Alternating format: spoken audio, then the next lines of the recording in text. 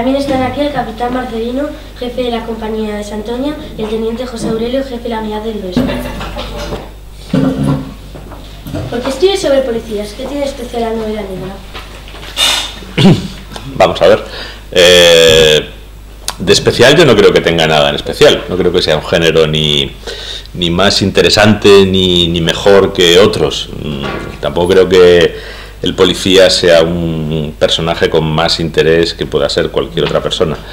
Pero sí es verdad que la novela policíaca tiene una tradición más en otras literaturas que en la española, pero una tradición de ya siglo y medio, con muchos autores, muchas historias, buenos autores, buenas historias. Y también es verdad que los policías, aunque yo creo que, insisto, cualquier personaje es interesante si realmente lo miras con un poco de profundidad, los policías tienen una serie de circunstancias en su vida que te dan para contar historias, ¿no? Para empezar, pues están normalmente tratando con crímenes, con personas que o bien sufren crímenes o cometen crímenes. Tratan, por ejemplo, en el caso de los policías de los que yo hablo, pues con el crimen más grave, que es el homicidio, el asesinato, ¿no? Cuando se produce un homicidio, pues no solo hay una muerte, sino que también la vida de muchas personas, digamos que se ve muy alterada. El policía entra ahí y digamos que tiene una capacidad de ver de las personas aspectos que normalmente no vemos, porque en una investigación pues se entra en profundidad en lo que una persona es, a veces incluso más allá de lo que aparenta. Hay personas que aparentan una cosa pero realmente son otra, ¿no? De manera clandestina, y el policía tiene que tratar con eso. Entonces eso ya de entrada te da un argumento de novela. A partir de ahí está en cómo tratarlo, ¿no? Es un buen punto de partida, pero tienes que encontrar una manera de narrar esas historias que sea original, tienes que encontrar unos policías que también sean originales, que tengan personalidad propia, que no sean simplemente clichés de los que hay por ahí respecto a los policías. Y bueno, pues es un trabajo que no sería diferente, ¿no?, con otro tipo de personajes, pero que, resumiendo, pues tiene esa tradición. Y luego es verdad que el trabajo de un policía te permite contar muchas historias, y historias que cuentan o revelan aspectos a veces ocultos de las personas. ¿Tus novelas sobre la Guardia Civil están inspiradas en alguien en concreto? No, yo no me... Alguna vez me han preguntado si tengo algún amigo guardia civil o si yo he sido guardia civil y me he inspirado en alguien en particular. No, los personajes me los he inventado.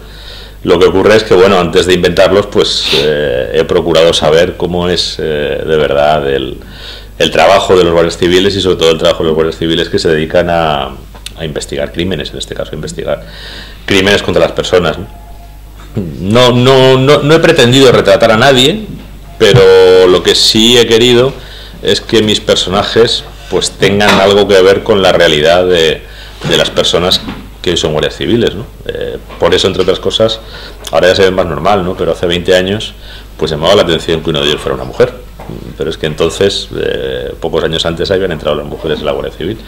Y bueno, sí que conozco guardias, sí que tengo algún amigo incluso, y a lo mejor alguna historia que me cuentan o algún detalle que me cuentan, pues lo acabo incorporando, siempre lo maquillo, lo altero, lo transformo a la novela. Pero vamos, digamos que no tengo un guardia o una guardia que hayan sido mi fuente de inspiración.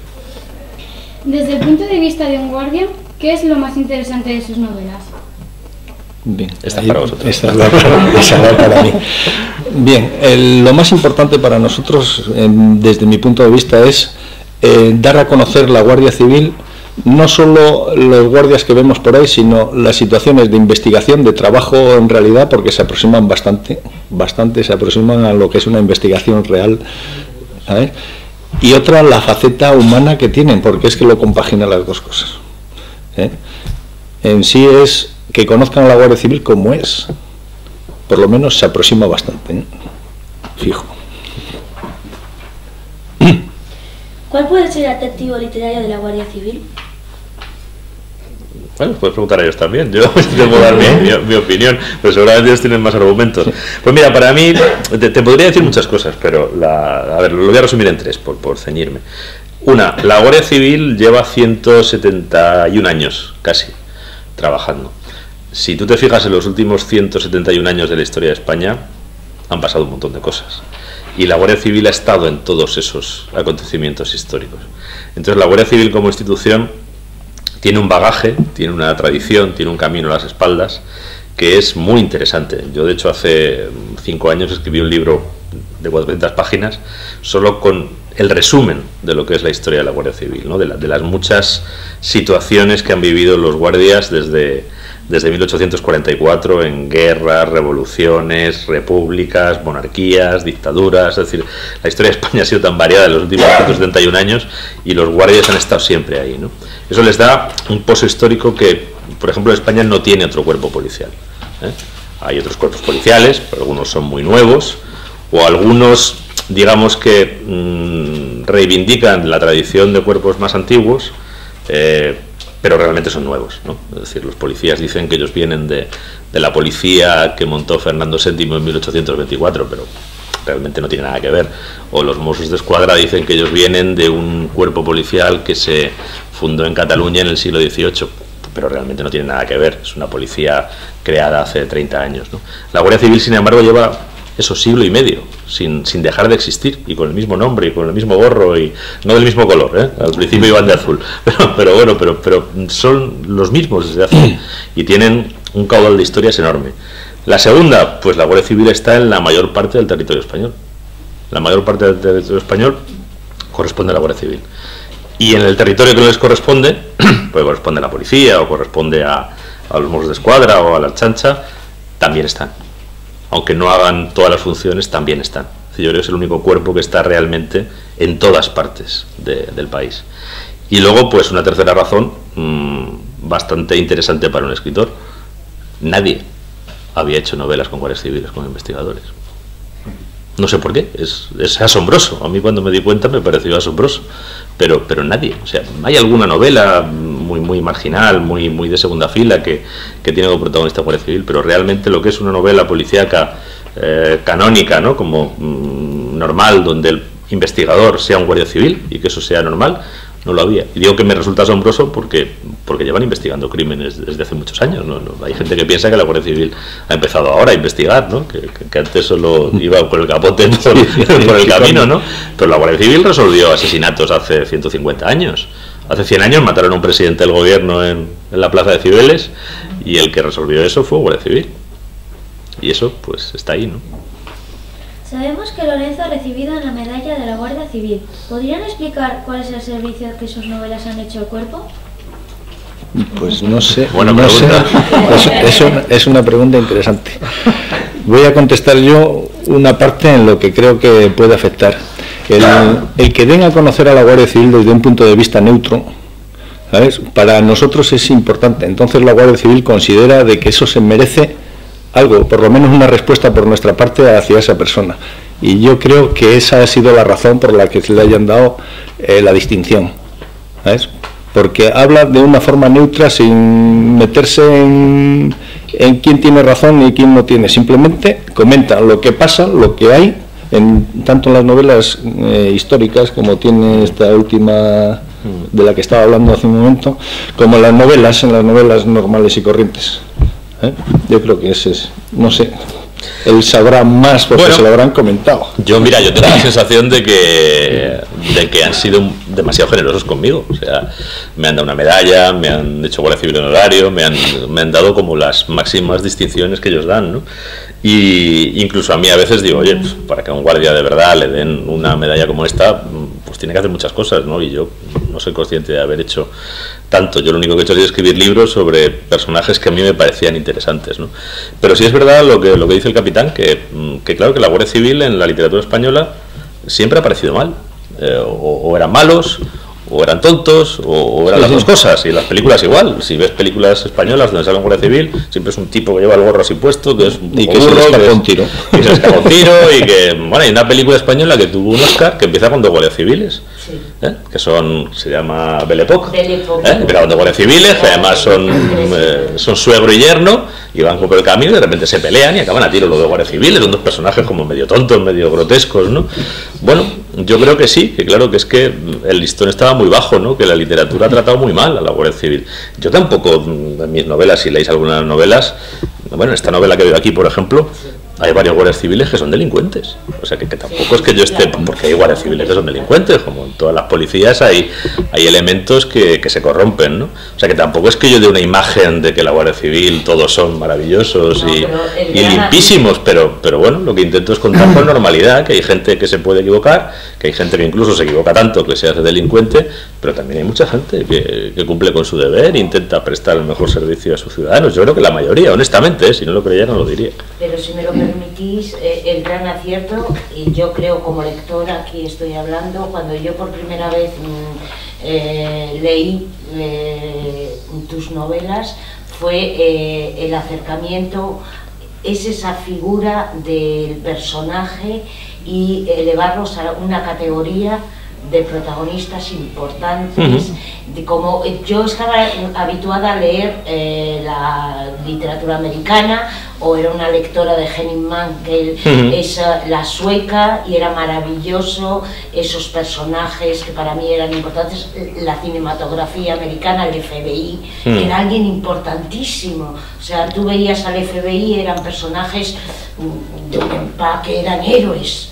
Eran héroes. Es verdad, aquí siempre han sido secundarios. Aquí nunca. Siempre han sido secundarios. Y de repente, cuando yo entré en la literatura de Lorenzo Silva, en tus personajes, de repente vi a personajes de carne y hueso, con sus debilidades, con su socarronería que tiene Bevilacqua, y luego vi a Virginia Chamorro, y en ese momento como lectora dije, anda, si yo tengo en España mi FBI, y por fin como española me encontré, si tengo un CSI, si yo no tengo que ir a América para sentirme orgullosa, ¿comprendes? Y tú fuiste capaz de, yo creo que ellos como Guardia Civil, al darte ese galardón quizá, o ese título honorífico, creo que fue acertado, porque a nosotros los españoles nos hicieron sentirnos orgullosos. Vimos con otros ojos a esos personajes y a ese cuerpo que antes era, pues es el Capote, o verlos en tráfico, que vemos ese uniforme y que se te pone, vamos, se te pone aquí y te sientes fatal, y de repente vimos a una persona de carne y hueso, titubeante, a veces triste, cuando oye esa canción y se le empañan los ojos de la vida. Sí, sí. Y de repente bueno, son personas. al hombre que estaba detrás del uniforme. ¿Por qué Bevilacqua no asciende en el cuerpo? Asciende. Sí, y asciende más todavía, pero bueno, en la Guardia Civil hay varias carreras, ¿no? Tú puedes seguir un itinerario como guardia, que vas simplemente ganando antigüedad y puedes tener un poquito, puedes tener una carrera de suboficial, o puedes tener una carrera oficial, la puedes tener desde el principio o te puedes cambiar, ¿eh? Por ejemplo, aquí tenemos dos oficiales, pues a lo mejor incluso ellos han sido guardias o suboficiales y han ido cambiando, ¿no? Sí. Entonces, bueno, hay distintas posibilidades. Para ser oficial, como ellos dos habrán hecho, tienes que presentarte a una academia en la que tienes que hacer unos cursos, y además eso normalmente supone que te cambien de destino. Cuando tú asciendes, pues no te puedes quedar donde estás. Normalmente es muy difícil, hay casos en los que lo consigues, ¿no? Bueno, digamos que Bevilacqua le gusta donde está. Le gusta donde está y le da mucha pereza hacer lo de la academia. Él estuvo 5 años en la universidad y acabó un poco peleado con los estudios, y entonces no, meterse a estudiar otra vez no le apetece. Y sobre todo yo creo que más que eso es que él está bien haciendo lo que hace. Y si asciende, pues sabe que tiene muchas papeletas de salir de ahí y pasar a hacer otro trabajo que a él no le viene bien, ¿no? Y yo tengo amigos guardias que están así, por ejemplo, que incluso les han dicho, oye, ¿tú por qué no haces el curso de...? Yo tengo un amigo, por ejemplo, que lleva más de 30 años en homicidios y es guardia. O sea, no lleva nada, aquí no lleva nada, ni ninguna estrella, ni ninguna barrita, ni nada, es guardia. Y él, bueno, pues le han ofrecido varias veces o le han sugerido, y él no ha querido, porque él realmente el trabajo que le gusta es ese, allí sigue haciéndolo, y bueno, lo puede hacer. Un guardia también investiga crímenes, no hay que ser... y los investiga, y mi amigo trata con los jueces, y bueno, él si ascendiera, pues corre un riesgo de no hacer su trabajo en el lugar donde le gusta hacerlo, ¿no? Entonces esto es humano, ¿no? Luego también, esto es la Guardia Civil, no es el no es el banco no es el Banco de Santander.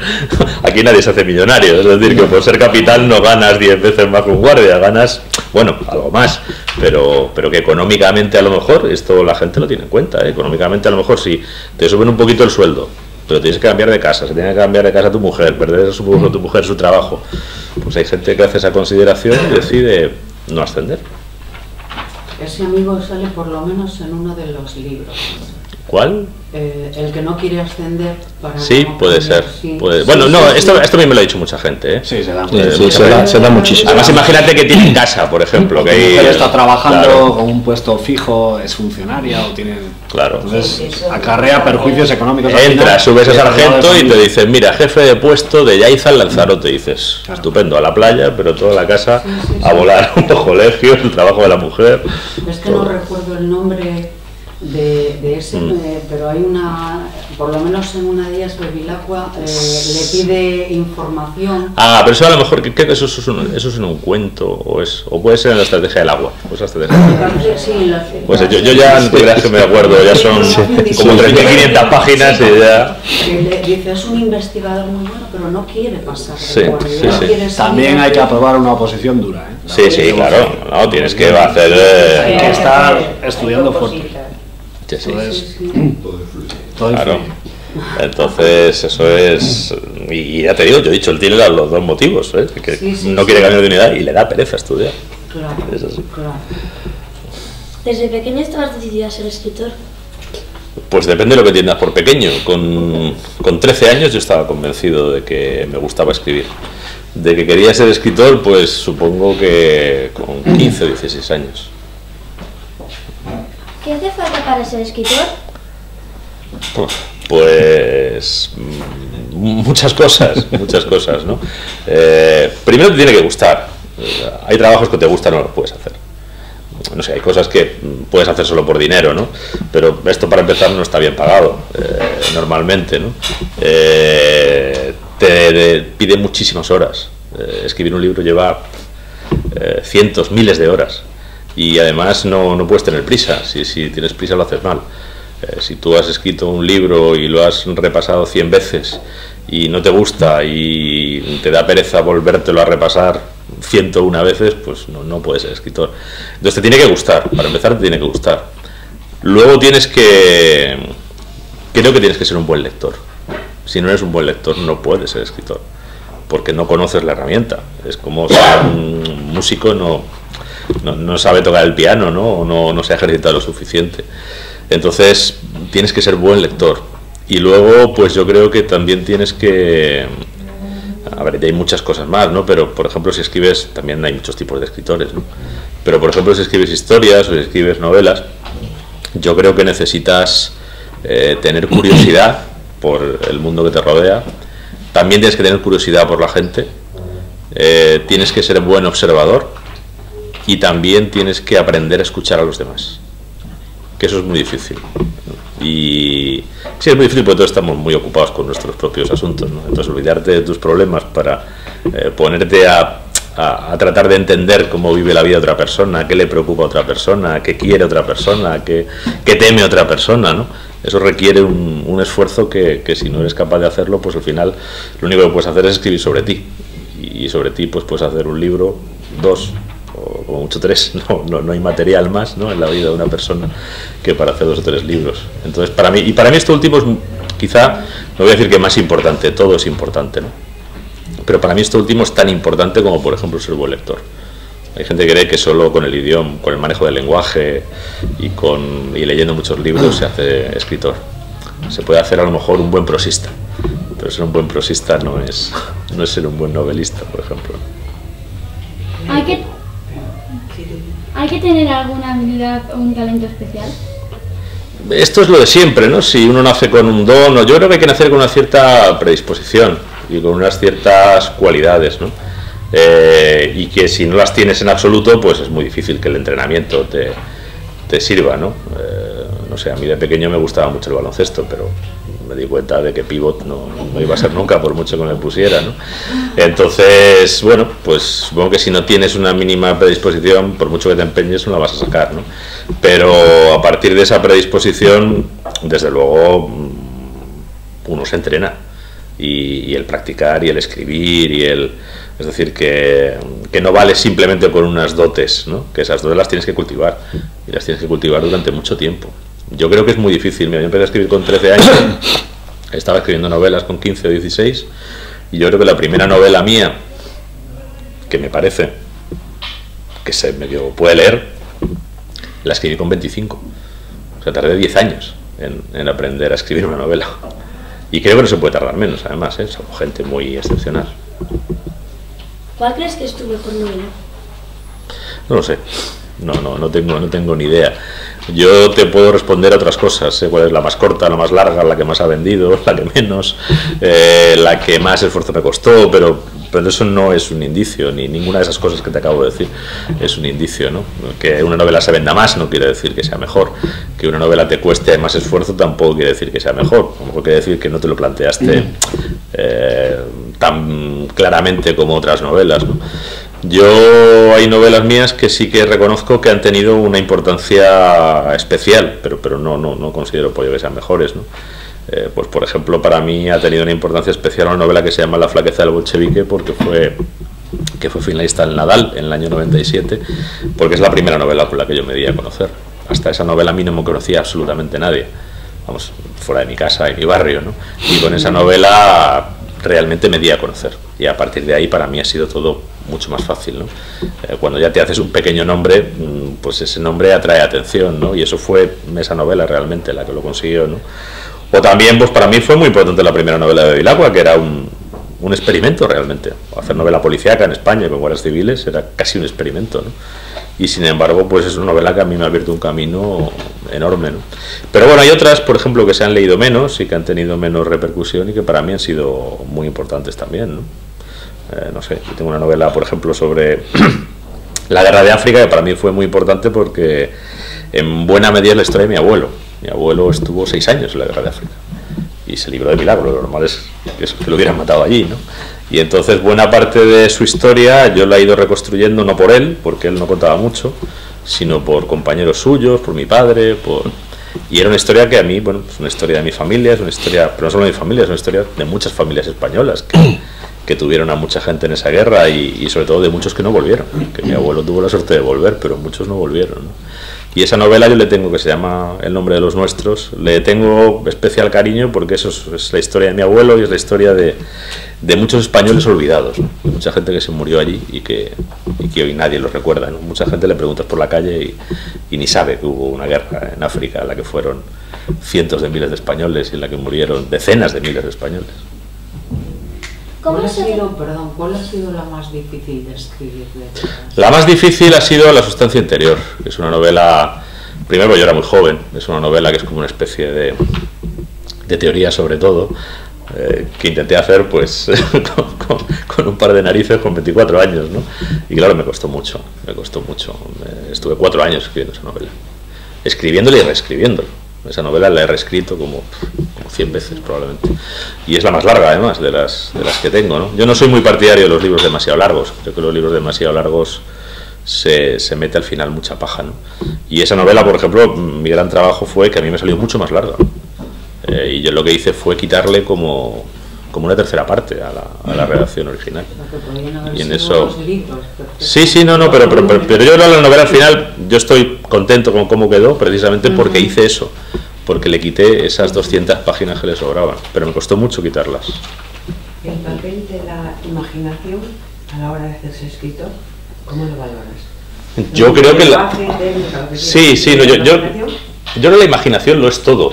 Lo que ocurre es que yo creo que hay dos conceptos que a veces se confunden y que no necesariamente van unidos, ¿no? Yo distingo entre imaginación y fantasía. La fantasía es pues, evadirte absolutamente de la realidad, ¿no? Bueno, bien, está bien, y hay gente que lo hace muy bien. Ese no es mi palo, yo apenas he escrito literatura fantástica, ¿no? Cuando hablo de literatura fantástica, pues hablo de novelas de marcianos, de vampiros, de zombies, de bueno, cosas de magos, ¿no? Yo eso no lo trabajo porque no me siento identificado. No me siento identificado como escritor y muy pocas veces me siento identificado como lector. Cuando alguien lo hace especialmente bien, pues yo a mi Drácula me gusta, ¿no? La novela de Bram Stoker, o me puede gustar las Crónicas Marcianas de Bradbury, pero la mayoría de las historias de vampiros me dejan completamente indiferente y la mayoría de las historias de marcianos me dejan completamente indiferente. Es decir, entro cuando el escritor sabe poner algo más, ¿no? De hecho, la fantasía la trabajo muy poco, pero la imaginación para mí es otra cosa. La imaginación es ver algo más allá de lo que tienes delante, ver algo más allá de lo visible, ver algo más allá de lo que está en la superficie, representarte cuando una persona hace algo que no comprendes por qué lo está haciendo, ver qué pasa por debajo de una historia, ver qué hay más allá de lo que te cuentan los periódicos, de un crimen, por ejemplo, ¿no? o de cualquier otra cosa. Y sin eso yo creo que no se puede hacer literatura directamente. ¿Cómo sabe uno cuando la saga ha terminado? Cuando sus personajes no dan más de sí. ¿Bevilacqua y Chamorro tienen más recorrido? Pues mira, yo solo he vivido. Yo he vivido cuando una saga no da más de sí, no como Bevilacqua. Pero yo hice una serie de novelas juveniles hace ya pues bastantes años, la verdad, entre el 97 y el 2000. Es una trilogía que yo le puse trilogía de Getafe porque las 3 novelas suceden en Getafe.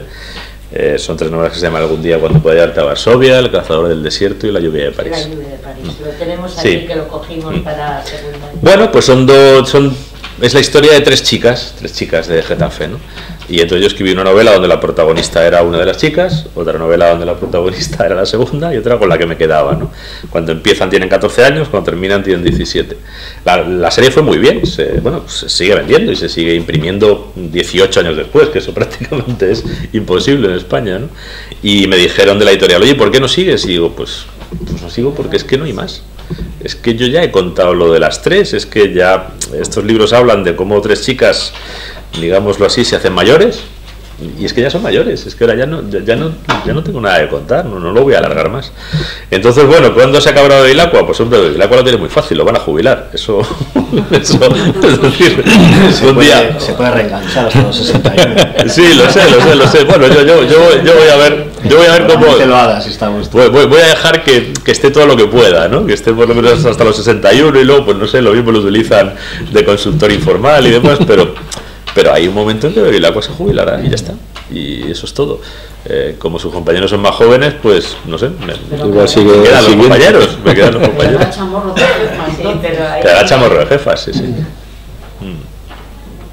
¿Crees que la novela negra sirve para iniciar a los jóvenes en la literatura? Bueno, la novela negra tiene una ventaja respecto de otros géneros, que es que si tú lo haces bien, en la primera página tienes la atención del lector. Porque en la primera página ya ha pasado algo, ¿no? Hay un crimen, eso ya es una historia, ¿no? Y si la llevas bien, pues puedes no perder la atención del lector, ¿no? Entonces, para alguien, digamos, que no tiene mucha experiencia como lector y para alguien que, pues quizá es un tipo de historia más atractivo. Luego hay también otro detalle en este tipo de novelas, hablando de los jóvenes, por ejemplo, ¿no? Que es que son contemporáneas. Quiero decir, a vosotros en las clases de literatura muchas veces pues de lo que os hablan es de libros de hace 200, 300, 400, 500 años, muy buenos, porque a mí me parecen muy buenos. A mí El Lazarillo me parece un libro formidable, o El Quijote me parece el mejor libro que se ha escrito nunca, pero claro, es otra época, es otro idioma, y a veces pues el lector así menos pues se siente un poco fuera, ¿no? Aquí el lenguaje lo entiendes porque es el lenguaje que se habla ahora, lo que pasa también es lo que pasa ahora. Lorenzo, y perdona que te interrumpa, a ti te han leído en primero de bachillerato el paralelo a la Celestina. Claro. O sea, leen pues, cada trimestre y los de cuarto de la ESO, La niebla y la el lejano país de los estanques, se lo ponemos porque siempre ponemos un contemporáneo con un clásico. Entonces leen, unos leen pues Lorenzo Silva, El lejano país de los estanques, y leen, por ejemplo, Luces de Bohemia o Beckett. Depende, que también está muy bien, a mí me parecen magníficos libros. Tenemos que meter un contemporáneo con el programa y luego La Celestina y La niebla y la doncella. Fíjate que lo que tenemos que hacer para atrapar al lector. No, pero es porque normal. Es la única buenos cambios. Sí. Son cambios de registro, pero los dejamos. Hay muertos también. Hay muertos también. Sí. La ambición. Novela Celestina es una novela negra, es una novela de tráfico de personas, vamos, más actual no puede ser. Más actual no puede ser, y además que los hacemos reescribir y que la actualicen. Claro. Hay una novela en un despacho de estos de por aquí, pues toda la ambición y toda la codicia y todo lo pueden poner. Si tuvieras que recomendar novela policíaca a los jóvenes de este instituto, ¿por dónde nos introducirías al género? Pues a ver, novela policíaca, hombre, a ver, se pueden recomendar los clásicos, porque los clásicos todavía funcionan bien algunos, ¿no? Por ejemplo, Sherlock Holmes. Sherlock Holmes es un muy buen personaje y además están muy bien escritas las novelas de Sherlock Holmes. Las de Agatha Christie a mí me gustan menos, pero son más fáciles de leer, también puede ser una buena manera de empezar, ¿no? Y hablando de novela negra contemporánea, pues bueno, a mí también me gustan mucho los norteamericanos. Quizá hay que ser un poco más lector ya para leer a Raymond Chandler o para leer a Dashiell Hammett, pero son muy buenos también.